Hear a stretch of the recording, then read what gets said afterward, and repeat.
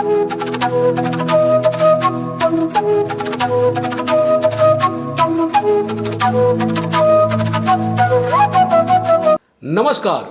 आज शिवरात्रि है और सावन का महीना।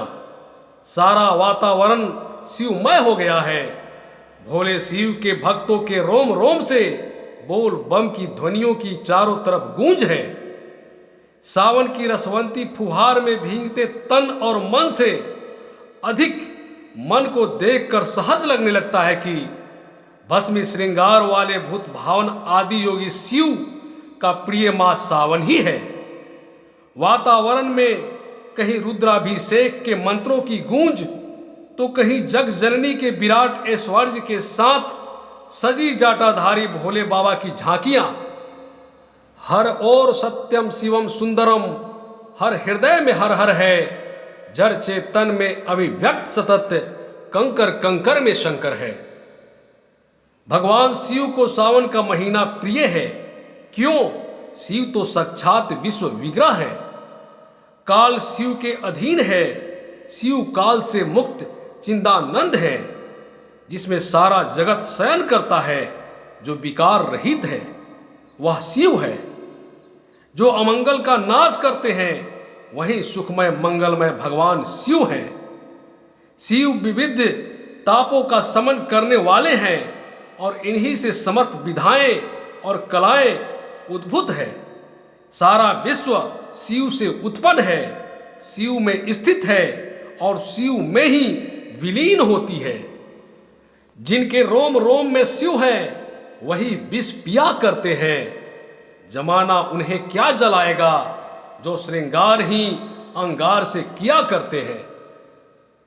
शिव के इस गूढ़ और सूक्ष्म दार्शनिक आध्यात्मिक पक्ष से हटकर हम यदि उनके सगुण रूप पर विचार करते हैं तो कुछ और तथ्य सामने आते हैं। एक प्रसिद्ध आख्यान मिलता है कि देवताओं और दानवों द्वारा समुद्र मंथन में विषैला कालकूट विष भी निकला था, जिसकी ज्वाला से सृष्टि को खतरा उत्पन्न हो गया था। सभी प्राणियों के अस्तित्व पर संकट आ गया था। सस्य श्यामला धरती की उर्वरता नष्ट होने के कगार पर थी। कालकूट विष के ज्वाला से विश्व के प्राणी झुलसने लगे थे। सृष्टि की रक्षा के लिए देव दानव सभी चिंतित हो उठे। उन्होंने भगवान शिव से सृष्टि की रक्षा के लिए गुहार लगाई। भगवान शिव ने उस लोक संहारी विष को अपने कंठ में धारण कर लिया। विष के प्रभाव से उनका कंठ नीले रंग का हो गया और वह नीलकंठ बन देवों के देव बन गए।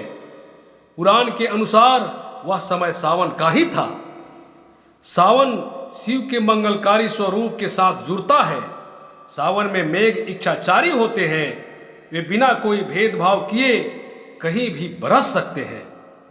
धरती को सस्य श्यामला कर सकते हैं। लोगों की प्यास बुझा सकते हैं। शिव की कृपा भी सावन के मेघ की तरह ही सृष्टि के प्राणियों पर बरसती है। सावन की एक और कथा इसे शिव के साथ जोड़ती है। सनत कुमारों के प्रसंग से ज्ञात होता है कि भगवती पार्वती ने अपनी सुदीर्घ तपस्या के पश्चात इसी वर्षा ऋतु में शिव को पति के रूप में प्राप्त किया था। सनातन धर्म में तप का सौंदर्य सर्वोच्च सौंदर्य माना जाता है। ऐसी भी मान्यता है कि भगवान शिव की भक्ति यदि सच्ची निष्ठा और श्रद्धा से की जाए तो वह कभी बेकार नहीं जाती। इन्हीं कथानकों में एक प्रसंग कवि विद्यापति के शिव के प्रति साहित्य साधना और सच्ची प्रेम उपासना की है, जिसके कारण भगवान शिव ने स्वयं उगना नौकर के रूप में कवि विद्यापति के घर नौकरी की थी। आइए सुनते हैं यह कहानी, कैसे भगवान शंकर कवि विद्यापति के यहाँ नौकर बने। बात कुछ 1360 ईस्वी के आसपास की है। उन दिनों बिहार के बिस्फी गांव में एक कवि हुआ करते थे। कवि का नाम था विद्यापति।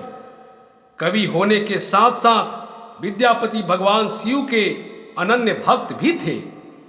इनकी भक्ति और अर्चनाओं से प्रसन्न होकर भगवान शिव को इनके घर नौकर बनकर रहने की इच्छा हुई।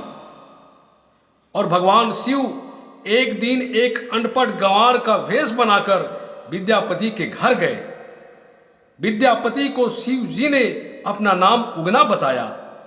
विद्यापति की आर्थिक स्थिति अच्छी नहीं थी, अतः उन्होंने उगना को नौकरी पर रखने से मना कर दिया। लेकिन शिव जी कहाँ मानने वाले थे।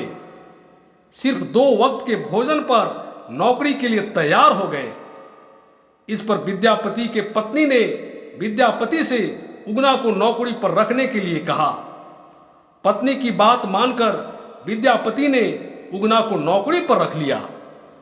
एक दिन कवि विद्यापति उगना के साथ राजा के दरबार में जा रहे थे।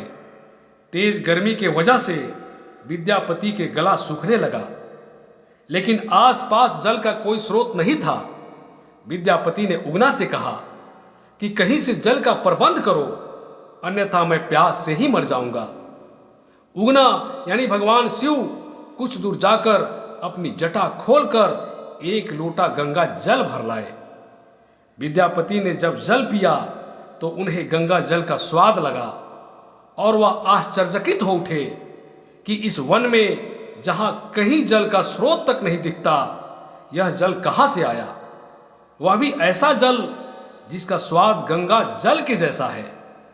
कवि विद्यापति का उगना पर संदेह हो गया कि यह कोई सामान्य व्यक्ति नहीं है, बल्कि स्वयं भगवान शिव है।